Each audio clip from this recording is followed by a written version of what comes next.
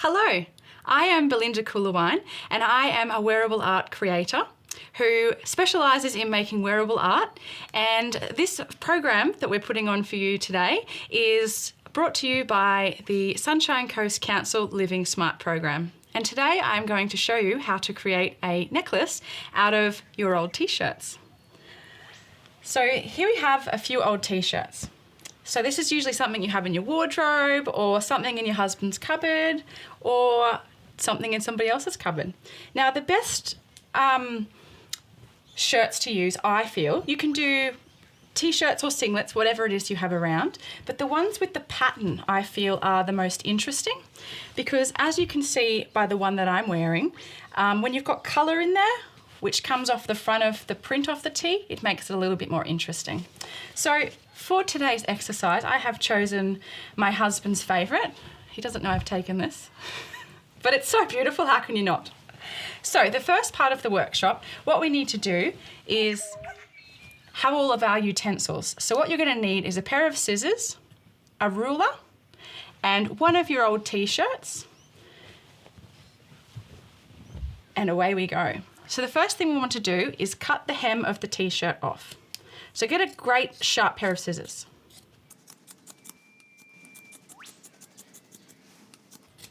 Just put that to the side, we're not going to want that. Now what we want to do is we want to rip the shirt, so cut a little and then rip. And we want to rip the shirt up into about 2 finger lengths is about how wide we want them. I know everybody's fingers are different, but this is art, it doesn't matter. You can do whatever it is that you like and it will turn out perfect, trust me.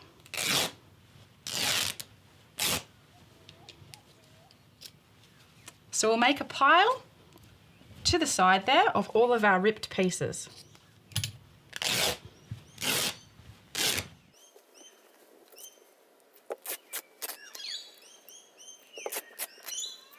Now if you get a bit of the stitching in there, it doesn't matter.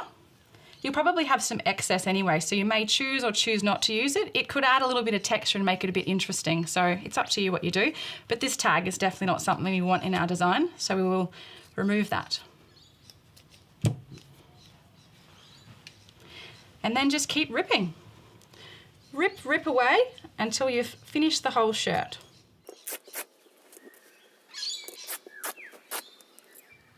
Once the sleeves come into the equation, you can actually rip pieces off the sleeve. So again, you just want to cut off the hem because that does affect our ripping technique because obviously that's a bit of an anchor. So if we get rid of all the hem, like so, then you've just got some more lengths that will happen like that. And you're obviously ripping with the grain. So providing you go up against the grain,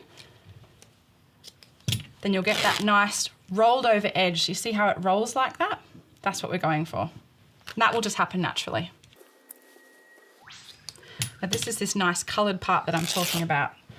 So this we'll want to put in the focal of the necklace. Another beautiful thing is you might have a shirt that has some sentimental value to you, something that may have belonged to somebody that you love, that may have passed or left the country, or just somebody that is near and dear to you that you can wear every day that you choose to and have them special and they're with you. And what's also very exciting is if you happen to get one straight from their wardrobe, it still smells like them. So you know that you can even have their scent with you. And you might notice I'm being quite rough about it. I think that makes it quite artistic. You don't want to be too precise with art. When I talked about that 2 fingers, you might notice that I'm sort of just going with it. So again, you don't want to be too specific or otherwise it takes the enjoyment of the art out of it. So just, if you haven't got any old t-shirts at home, you could always go to like your local op shop or somewhere like that. But I think you'll find that there's always going to be that shirt that you don't want or don't use, or you can just pinch from your husband's closet and hope that he doesn't notice. So as you can see, we've got a nice pile here of all of the different colours.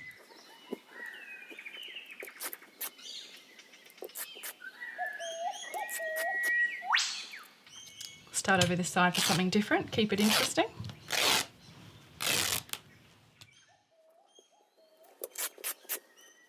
There's a little piece of the collar there, which we don't want.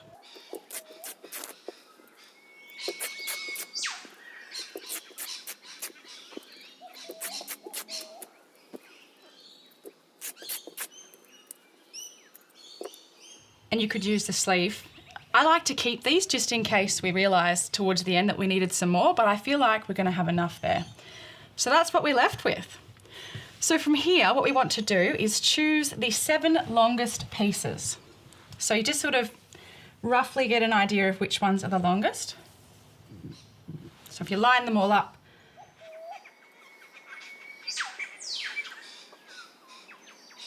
now I probably wouldn't use the pretty ones in this either, because what we're doing now is we're just choosing the parts that are going to create the length. So around the sides here, the parts that go behind the neck.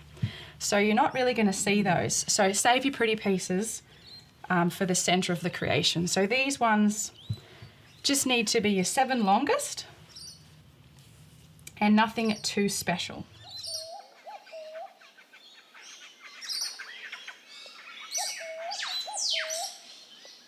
All right, so it looks like we've got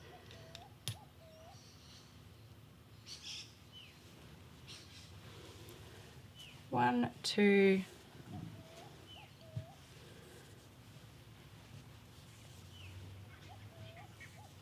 I'd say that's going to be about our 7 longest. Now what I need you to do is choose the very longest out of them all, and just hang that one around your neck. We're going to come back to that. So from here, keeping those ones aside, we want to make sure that they're kept to the side so we don't use them. What we then need to do is cut these into strips, approximately 12 centimeters long.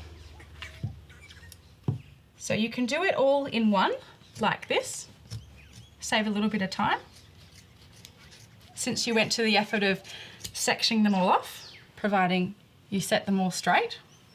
And you're basically looking for about 78 pieces, but if we just go ahead and cut them all, we'll be able to select the ones that we like this way. And that's why it's important to have sharp scissors, so that you can saw through all these pieces at once.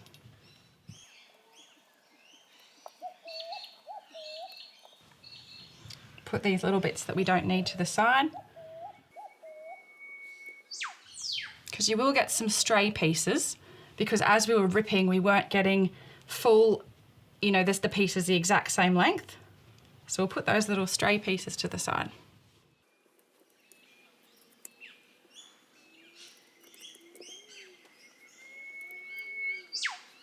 Now what we want to do is with these ones here, we want to make these about 2 hand spans long. Now I know everybody's different, but around about 2 hand spans long. And for those of you that are a bit more analytical, we're looking for something around 40 centimeters.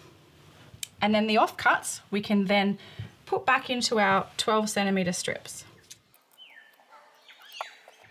So we won't need our ruler or our scissors for a while. So what you're left with is the longer pieces, the shorter pieces, and the one around your neck. So what we need to do now is we need to do a pattern of 8, 10, 12, 14, 16, 18. So what that looks like is we're going to double knot 8 pieces together, like so. So I'll go a little bit slower on this one just to show you, but we just do a simple knot and then a second knot over the top, which gives us the double knot.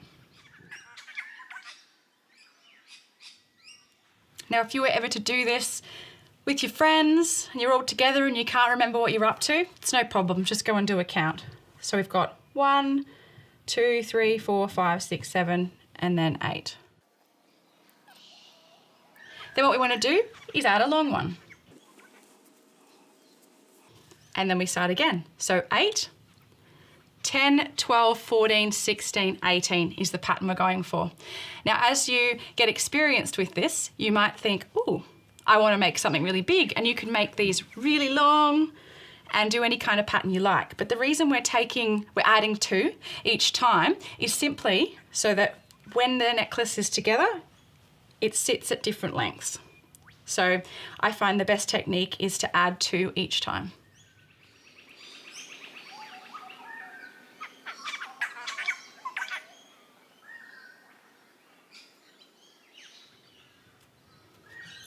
Nine and number 10. Then, you guessed it, adding another long one. So this is basically what we'll do for the whole necklace. But what I wanted to show you really quickly is this is going to be our length. That will be our top and then back to our length again. So you can see that the long pieces here are going to be the pieces that are behind the neck, and the pretty pieces are the piece in the focal. So something else I wanted to show you now is you'll notice that the side ones will end up higher on the neck, and the lower ones here, which are in the middle of your numbers.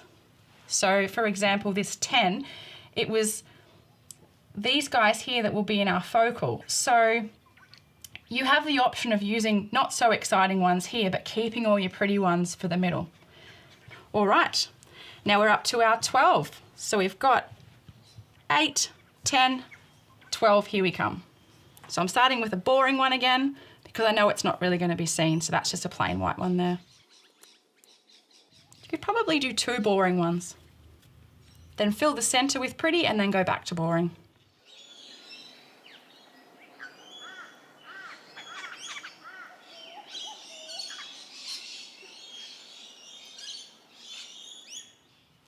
They look quite nice when you get that little cross in there.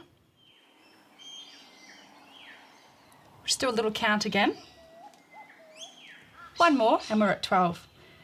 Let's go boring again. Save the pretties for the top. Another long one.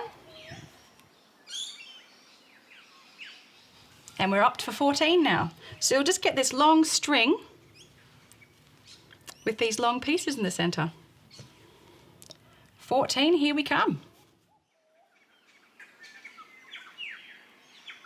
So we've got 3 basic ones, so let's go into the colour.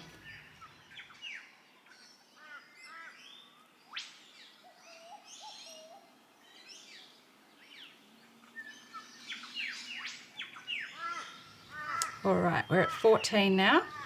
So we'll put our long one back on again. And then we move to 16. So I'm going to do this one like we're having a chat, we're having a coffee party, so I don't forget and lose count.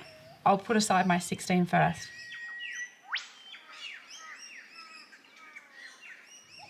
Starting with the boring ones again.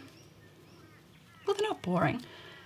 Every piece is beautiful, but we love this really iridescent kind of colour, especially this pop of yellow. I'm very much into this yellow. So the construction of this, about half an hour. The cutting probably takes around 10 minutes, but you'll get really quick after you've made a few, and they've got Christmas and birthdays and everybody's going to want one, so you'll be at rocket speed in no time. It's quite therapeutic actually. It's probably good finger exercises as well. As I'm making it, I'm kind of zoning out and I'm thinking about how much my husband's going to love his new shirt. I feel like he's going to get a little more sunburnt than expected though, especially with no sleeves.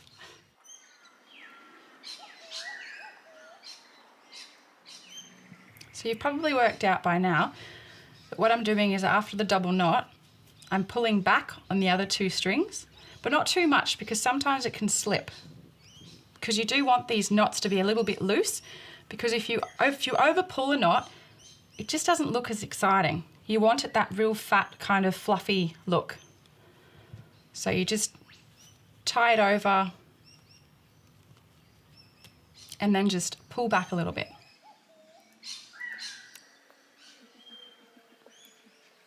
All right, onto the long one and then onto our final 18.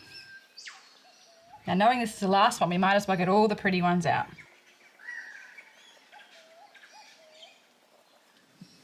All right, so as you can see, It's not much to look at just yet, but you can see it taking shape, and in no time you'll be walking down to the corner shop and getting many orders, because people will say, "Who made your beautiful necklace?" And you will say, "Me, proudly." And you'll have all your Christmas wrapped up. So I've got my plain white ones here. So I'm just going to move back into the colour now. All right, so you've got everybody there all tied on together. You've got a few left over, which is great. That just gave us the opportunity to be quite choosy. Now there's one part that I may have got excited and left out. And that was when we were originally cutting the strings. I said you needed 7, turns out you need 8. So we've got the one around our neck, and then we needed another 7. So thankfully I have some spare shirts. Thank you, second shirt. And that string goes onto the very first one that you did. So see, he hasn't got a long friend. Again, 2 hand spans for him, and he gets tied on there. So they're all for our next shirt, those pieces. Now what we need to do is pick up where we started. So this will be our smallest strand of knots, and we're going to loop them over our hand like so. So what we're trying to do is just keep, this is where our neck will be. So your fingers are basically looking like where your neck would be. And then I want you to line up the crosses, the knots here, like so. So if you can keep these ones similar sort of spacing, and you just put them on top of each other, and you'll see that it's starting to get longer as we go. So just keep him about where his friends are. Again, it's art, so it doesn't matter if you are to have it a little bit more or less or higher or whatever. It's up to you. But as a general rule, especially for your first few, if you work to the plan, you should be great. All right, so then you can see this is our necklace starting to take shape. Okay, and then it's time to attach. So this is when we use the longest string that we've had around our neck. And what we want to do is the part where this would be sitting on your own neck, we want to do what I believe may be called a half hitch. So what we do is we just like so, and then put both of the strings through like that.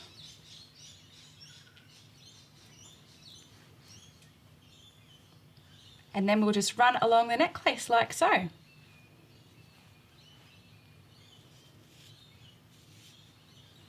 we just do that for a few, so it just keeps it all neat and tidy. And I quite like this as a little bit of an extra sort of texture on the necklace too, so I might as well use up the whole string.